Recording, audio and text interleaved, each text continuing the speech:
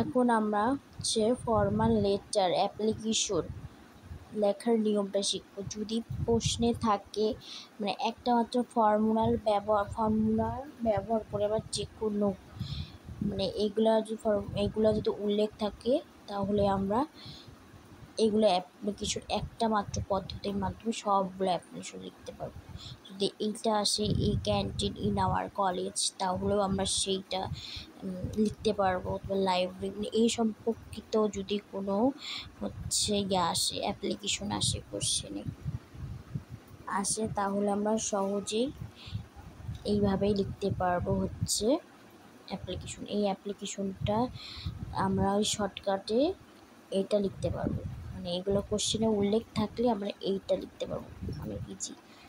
যে প্রথমে লিখি তারিখ, ডেট, প্রিন্সিপাল বা হেডমাস্টার, কলেজের নাম বা স্কুলের নামটা নিজের, যদি কোশ্চেনে থাকে তাহলে কোশ্চেনটা নিজের, না থাকলে নিজের স্কুল বা কলেজের নাম। তারপর হচ্ছে সাবজেক্ট পেয়ার পর প্রশ্নের যে বিষয় আসবে তার নাম লিখতে হবে, এটা কোশ্চেনে উল্লেখ থাকবে। বা ডিয়ার স্যার এগুলা হচ্ছে লিখতে হবে।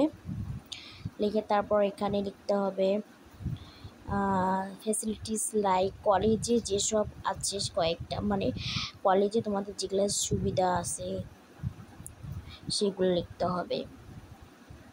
তারপর বাট আনফর্চুনেটলি বা যেটা নাই কলেজে সেটা প্রশ্নে যে বিষয় আসবে তার নাম লিখতে হবে। প্রশ্নে যদি থাকে যে a canteen in our college তাহলে এখানে ক্যান্টিনের নামটা উল্লেখ থাকবে, ক্যান্টিন কথাটা উল্লেখ থাকবে সেইভাবে।